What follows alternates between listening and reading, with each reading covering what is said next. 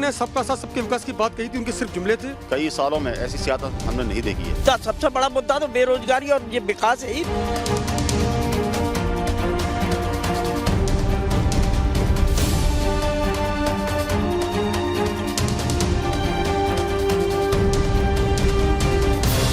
बड़े मियाँ किधर चले की टीम पहुंच गई है मथुरा में। मथुरा वो जगह है जो कृष्ण की नगरी के रूप में जानी जाती है। मथुरा वो जगह है जहां पर इस बार पूरे उत्तर प्रदेश में चुनाव यहीं के नारे पर लड़ा जा रहा है।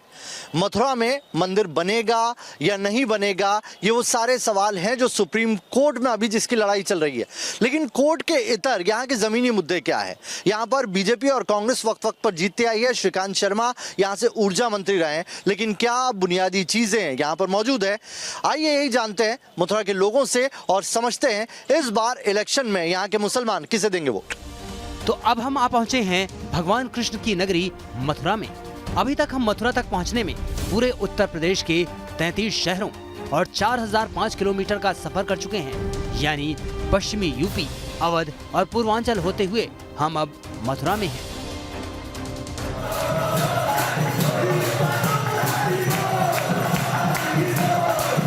कान्हा रस में सराबोर यहाँ कृष्ण भक्त झूमते हैं, भक्ति में खो जाते हैं।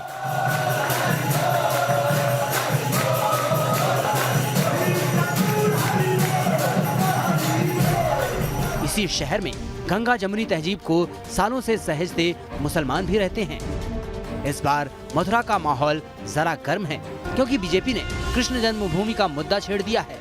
सवाल ये कि क्या चुनाव में कृष्ण जन्मभूमि बड़ा मुद्दा बन चुका है?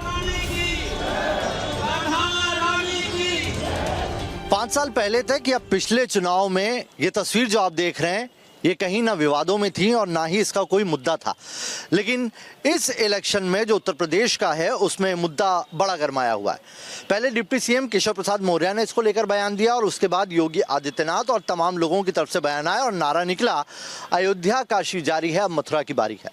यही वो विवादित जगह है जो ईदगाह मस्जिद है, जिसे कृष्ण जन्मभूमि का नाम देकर बीजेपी इस चुनावी समर में उतरी है। बीजेपी ने पूरे उत्तर प्रदेश में इसी नारे के दम पर चुनाव लड़ने का फैसला किया है। लेकिन ग्राउंड पर क्या मुद्दे हैं ये भी जानना जरूरी है और इसीलिए हम यहां पर पहुंचे। इस वक्त इस मुद्दे को लेकर लोगों की मिलीजुली राय है। मुस्लिम समुदाय ये कह रहा है कि इसको लेकर पहले ही कोर्ट से उन्हें चीजें क्लियर हो चुकी है। इस पर मुस्लिम समाज और हिंदू समाज में पहले ही एक समर्थन स्थापित हो गया था, लेकिन इस मुद्दे को फिर इलेक्शन में उछाला गया है। लेकिन इस उछाले हुए मुद्दे की जमीन पर हवा कैसी है, ये इलेक्शन के बाद ही क्लियर हो पाएगा। केशव प्रसाद मौर्य के एक बयान के बाद मथुरा सुर्खियों में आ गया। मथुरा में श्री कृष्ण की जन्मभूमि पर भव्य मंदिर बने, यह हर श्री कृष्ण जी के भक्त की इच्छा है, आकांक्षा है। केशव प्रसाद मौर्य के बयान से मथुरा के मुसलमानों पर क्या असर पड़ा, ये भी जानना जरूरी है। साथ ही इस बार चुनाव में मुसलमान किस मुद्दे को ध्यान में रखकर वोट करेंगे। तो उत्तर प्रदेश में इस बार मथुरा का नाम कई राजनेता हैं जिनके मुंह पर दिखाई दे रहा है। मुद्दे कई सारे हैं, लेकिन अगर ये मथुरा सीट की मैं बात करूं तो मथुरा सदर सीट ऐसी है, मथुरा शहर सीट जिसमें वृंदावन भी आता है, ये वो सीट है जहां पर आज तक किसी भी क्षेत्रीय पार्टी को यहाँ के लोगों ने विधानसभा जाने का मौका नहीं दिया। यहाँ पर या तो कांग्रेस जीतती रही या बीजेपी, दोनों ही राष्ट्रीय दलों में यहाँ पर कुल मिलाकर लड़ाई हर बार रही है। पिछली बार यहाँ से श्रीकांत शर्मा जीते थे, जो इस वक्त योगी कैबिनेट में ऊर्जा मंत्री हैं। इसके अलावा कांग्रेस की तरफ से प्रदीप माथुर यहाँ से 4 बार विधायक रहे हैं। मुख्य लड़ाई इन दोनों के बीच में ही रहती है। लेकिन इस बार जो कि ब्राह्मण जाट वैश्य बाहुल्य सीट है, जहाँ पर मुस्लिम भी बड़ी तादाद में है, इस सीट पर किसान आंदोलन का असर कितना पड़ेगा, क्या जाट यहाँ पर किसी और समीकरण को बदलेंगे, ये सारे सवाल है जो यहाँ के लोगों से हम जानने के लिए पहुंचे हैं। लोग हैं यहाँ पर, इनसे जानने की कोशिश करते हैं कि इस बार यहाँ के मुद्दे हैं क्या। भाई साहब नाम बताइए अपना। जी, मोहम्मद मकसूद अली। मकसूद भाई, इस बार बतौर मथुरा के निवासी, बतौर मुसलमान, ऐसे कौन से मुद्दे हैं जो यहाँ के लोगों के जहन में रहेंगे जब वो वोट करने के लिए जाएंगे? देखिए, मथुरा शहर बिलखुसूस अपने भाईचारे के लिए, अपनी गंगा जमुना तहजीब के लिए अपनी पहचान रखता है। लेकिन बदनसीबी ये है कि सरपसंद ताकतों के ज़रिए यहाँ की गंगा जमुना तहजीब को बार बार मस्क करने की कोशिश की जा रही है। सबसे बड़ा मसला अगर आप मुस्लिम समाज का समझते हैं या मेरे नज़दीक है, तो वो यहाँ जो शेल्टर हाउस था जिससे हज़ारों लोग वाबस्ता थे, योगी सरकार के ज़रिए एक फ़ैसला लिया गया और उस फैसले के ज़रिए तमाम हज़ारों लोगों को रोज़गार से वंचित कर दिया गया। बुनियादी कौन सी चीज़ें हैं जिनको लेकर यहाँ के लोग दो चार हो रहे हैं? देखिए, हमारे यहाँ की इस समय मथुरा का ऊर्जा मंत्री है। सारे मथुरा में हर जगह लाइट बढ़िया मिलती है, लेकिन हमारे एरिया में लाइट बिल्कुल नहीं मिलती है। ठीक है, ये जो इलाका है, मुस्लिम इलाका है, इसमें लाइट नहीं मिलती। बिल्कुल नहीं मिलती है। इतना पक्षपात किया जाता है कि ये समझ लीजिए इतनी वो होती है, बहुत ज़्यादा। काम धंधे है नहीं है, परेशान है, थोड़ा बहुत लाइट वाइट मिले काम करें, क्या करें, बस बैठे रहते हैं। अभी तक हमारी जो बात मथुरा के मुसलमानों से हुई, उसमें ये लगा कि मुसलमान बड़े स्तर पर बदलाव चाहता है, क्योंकि वो स्थानीय समस्याओं से जूझ रहा है। दूसरी तरफ ध्रुवीकरण की सियासत ने उसके अंदर एक घबराहट भी पैदा कर दी है। इस बार इस इलाके के लोगों के क्या मुद्दे हैं? अपने शहर के एक ही मुद्दा नहीं, काफ़ी मुद्दे हैं। एक तो सबसे पहले मैं यही कहूँगा कि अपने भारत को हमने बड़ी मेहनत से संवारा है और बड़ी मेहनत से यहाँ भाईचारा मोहब्बत पैदा की है, मगर जैसी सियासत आज चल रही है, कई सालों में ऐसी सियासत हमने नहीं देखी है। यहाँ भाईचारे को ख़त्म किया जा रहा है और ख़ास तौर पर मुसलमान जो हैं उनको टारगेट किया जा रहा है, उनको बेरोज़गार किया जा रहा है, सारा कारोबार ख़त्म कर दिया। अब ये सिलेटर हाउस से हज़ारों लोग इस सिलेटर हाउस से जुड़े हुए थे, जो मीट का काम किया करते थे, सबको बर्बाद कर दिया, सबके कारोबार ख़त्म कर दिए। और ख़ास तौर से ये बीजेपी है और आरएसएस, इनका प्रोपेगेंडा ही यही है कि मुसलमानों को तबाह और बर्बाद किया जाए। कभी इनके पास कोई मुद्दा तो है नहीं, इलेक्शन करीब आता है तो कभी मंदिर कभी मस्जिद ना होती बातें पैदा करते हैं, और क्या कहा जाए, बहुत सी बातें हैं। सबसे बड़ा मुद्दा हमारा स्लेटर हाउस का है, जिसमें स्लेटर हाउस को इन्होंने खत्म कर दिया। क्या वजह क्या बताई गई, क्यों ये खत्म किया गया? जन्मभूमि की वजह से खत्म किया इन्होंने। लेकिन उनका कोई भी वैकल्पिक जो है नहीं बनाया, ना कहीं कोई जगह दी। चलो यहाँ से 1 किलोमीटर दूर भी हटा दिया तो ये जितने लोग यहाँ के बेकार हो चुके हैं उनको दूसरी जगह शिफ्ट किया जाए या इनके लिए कोई इंतजाम किया जाए, कुछ नहीं किया इन्होंने। और वही बस मंदिर मस्जिद और कुछ नहीं। इसके अलावा दूसरी बात ये कि हमारा सन 68 में ईदगाह का जो जजमेंट हो चुका था, आपस में हमारा सुलहनामा हो चुका था, तो उसको भी हटा दिया इन्होंने। अब नहीं कोई आ गया दूसरा मसला। अब जो है आपका जो है इसमें अदालत में जो है चार्ज कर दिया। यहाँ के लोग इतने परेशान हैं जिसका कोई इंतहा नहीं। कृष्ण जन्मभूमि मुद्दे से जहां यूपी की सियासत में ध्रुवीकरण का खेला हो सकता है, मथुरा के मुसलमान इस बात को समझ तो रहे हैं, लेकिन उनके लिए विकास से जुड़े तमाम मुद्दे जरूरी हैं। उनका कहना है कि पहले बुनियादी जरूरतें पूरी हों, उसके बाद ऐसे मुद्दों पर ध्यान जाएगा। उत्तर प्रदेश अगर गवर्नमेंट की बात करें तो इसमें बिजली तो मिल रही है, प्रॉपर बिजली मिल रही है, लेकिन श्रीकांत शर्मा यहाँ से है, ऊर्जा मंत्री हैं, बिजली विभाग उनके अंडर आता है। उन्हीं की कॉन्स्टिट्यूंसी में कोई इलाका ऐसा है जहाँ पे अंधेरा रहता है? आप गांव देहात की तरफ जाएंगे या यहीं पर आप रहिए, जो शुरुआत में जो बिजली जो सप्लाई थी और अब की जो सप्लाई है, बहुत सारे ऐसे लोग हैं जब यहाँ आते हैं, कोई भी काम उनको कराना है, जैसे कि ये पूरी मार्केट है, इस मार्केट में बिजली से ही काम होता है। अगर आप यहाँ थोड़ी देर रुकेंगे, आधे घंटे के लिए बिजली चली गई, फिर 1 घंटे के लिए चली गई, और कभी कभी तो ये कितना कट डाउन होता है, कितनी बार जाती है बिजली? 8-7 मरतबा जाती है। और कभी कभी तो ये है कि गई है तो हम लोगों से पूछते हैं जो बिजली विभाग से टच में है कि बिजली क्यों गई है, कि अभी तो कुछ भी नहीं बता रहे हैं। कई मरतबा रात में भी गई है, रात में खूब जाती है, पहले नहीं जाती थी ऐसे। अच्छा ये बताइए कि अखिलेश यादव ने ये नारा दिया है कि अगर वो आएंगे तो 300 यूनिट बिजली फ्री करेंगे, इसका कुछ असर होगा यहाँ पर? हाँ बिल्कुल होएगा। अगर 300 नहीं है तो 200 तो देंगे ही।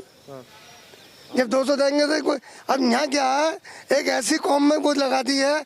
हमारा भाईचारा बहुत है, हिंदुओं के यहाँ खाना पीना रहना था, लेकिन हमारे विवाद ऐसा डाल दिया है कि हम बस कुछ कह नहीं सकते, क्योंकि अब तो डर भी लगने लग गया है।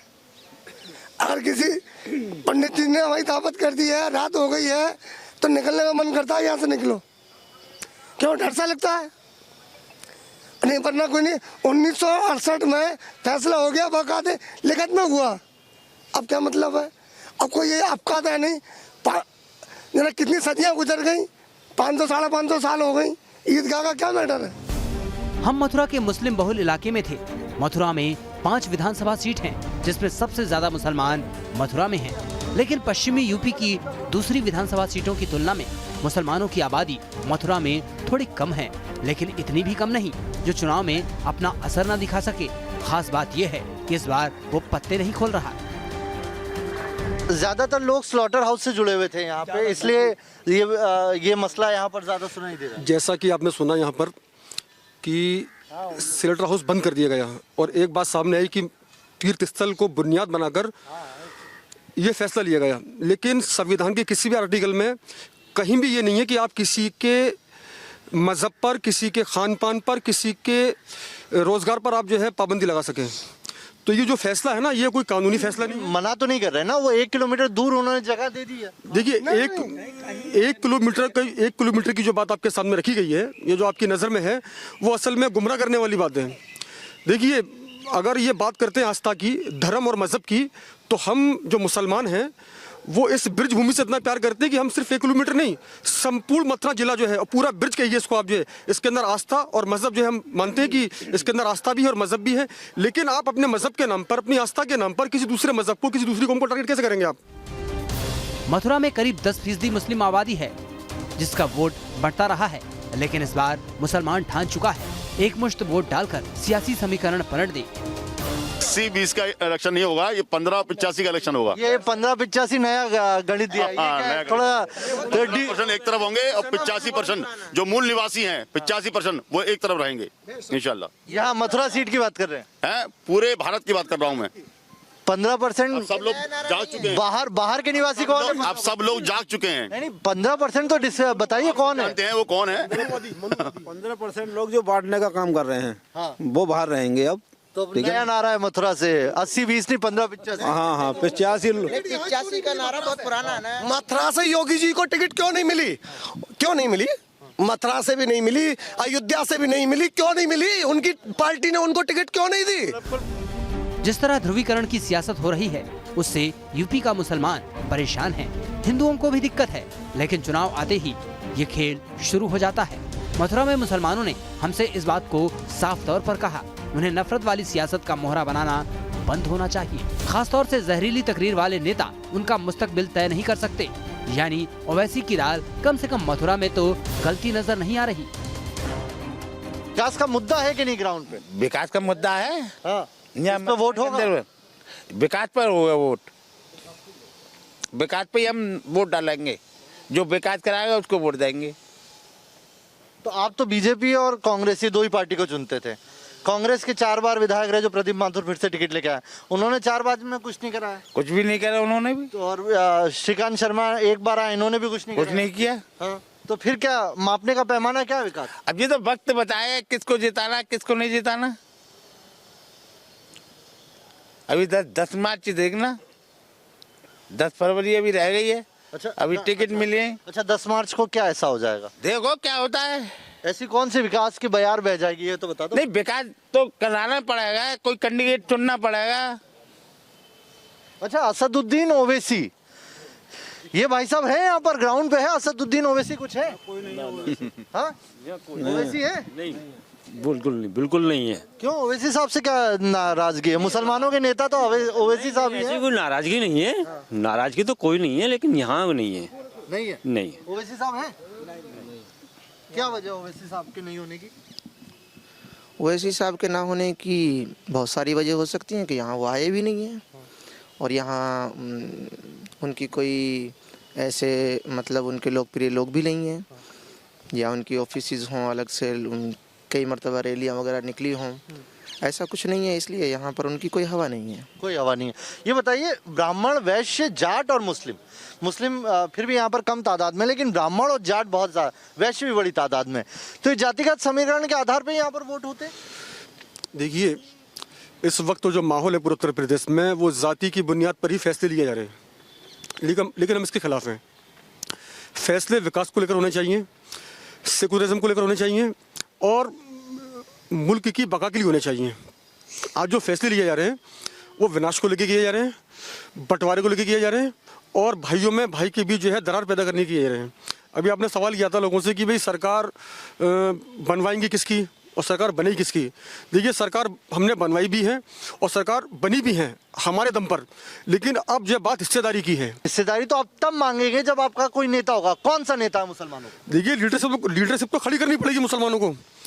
कब तक हम जो वोट बैंक की राजनीति, मतलब वोट बैंक बनकर हम इस्तेमाल होते रहेंगे हिंदुस्तान यही बात तो असदुद्दीन ओवैसी कह रहे हैं, मैं पूछ रहा हूँ तो यहाँ पे कह रहे हैं नहीं, ओवैसी साहब जो है उनके नजरिए से मुत्तफिक नहीं है। उनके नजरिए में और आरएसएस के नजरिए में कोई फर्क नहीं है। ये जो नजरिया आपको नजर आ रहा है ओवैसी की शक्ल में, ये नजरिया सन 47 में जम चुका है जिना की शक्ल में जो है। और ये जो है हम जो हिंदुस्तान को देखते हैं वो गांधी जी और अब्दुल कलाम आज़ाद की शक्ल में देखते हैं कि ये उनकी मोहब्बत का और उनके इत्तेहाद का मुल्क है। मथुरा में 80-20 नहीं 15-85 का नारा दिया जा रहा है, लेकिन अगर मैं कहूं तो 80-20 की जो राजनीति है वो यहाँ पर दिखाई दे रही है। जो कृष्ण जन्मभूमि का मुद्दा है वो भी हवाओं में तैर रहा है। लोग उसे माने या ना माने, ये मुद्दा इस वक्त जो उत्तर प्रदेश की सियासत को गर्म करने के लिए फेंका गया है, उसका असर मथुरा में सबसे पहले आंच पे आया है। अब देखना यह होगा कि यहाँ पर क्या विकास के मुद्दे पर वोट पड़ेगा या फिर यही वो मुद्दे हैं जिनको लेके यहाँ के मुसलमान वोट डालें। मथुरा जिले की 5 सीटों में से 4 पर बीजेपी जीती थी, जबकि 1 सीट बहुजन समाजवादी पार्टी के हिस्से आई थी। मथुरा जिले की बात करें तो यहाँ पर 5 विधानसभा सीटें आती हैं, जिनमें गोवर्धन है, बलदेव है, छाता है, साथ ही मांड सीट है और मथुरा सीट है, जिसमें 4 सीटें पिछले इलेक्शन में बीजेपी ने जीती थी और 1 मांड सीट बीएसपी के खाते में गई थी। बीएसपी से जीतने वाले श्याम सुंदर शर्मा मथुरा के चाणक्य कहे जाते हैं राजनीति में। वो 8 बार के विधायक हैं और वक्त वक्त पर अलग अलग पार्टी से वो जीतते रहे। मथुरा अगर शहर सीट की बात करूं तो ये वो सीट है जहां पर कभी भी किसी क्षेत्रीय दल को मौका नहीं मिला। यहां से या तो कांग्रेस जीतती है या फिर बीजेपी जीतती आई है। यहां पर इस बार टक्कर श्रीकांत शर्मा जो योगी कैबिनेट में ऊर्जा मंत्री थे उनके बीच है और कांग्रेस के प्रत्याशी प्रदीप माथुर के बीच में। प्रदीप माथुर यहां से 4 बार कांग्रेस की टिकट से विधायक चुनकर विधानसभा तक पहुंचे। मथुरा में एक वक्त में 5 सीटों पर कांग्रेस का वर्चस्व रहा, लेकिन 2017 में कांग्रेस एक भी सीट नहीं जीत पाई। सिर्फ मथुरा सीट पर दूसरे नंबर पर रही, लेकिन कांग्रेस के प्रदीप माथुर को महज 14% वोट मिले थे, जबकि बीजेपी के श्रीकांत शर्मा को 50% से ज्यादा वोट मिले थे।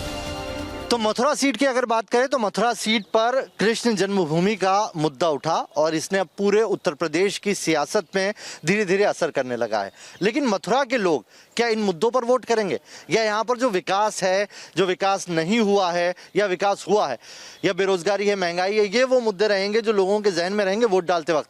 क्योंकि यहाँ से जब पूरे उत्तर प्रदेश में मैसेज दिया जा रहा है तो यहाँ पे लोगों को कितना मैसेज मिला यही जानने की कोशिश कर रहे हैं कि इस इलाके में जहाँ पर हम खड़े हुए हैं, हमारे पीछे जो आप एरिया देख रहे हैं ये वही इलाका है जिसको लेकर सारा विवाद है और इसी को लेकर पूरे उत्तर प्रदेश में चुनाव लड़ा जा रहा है।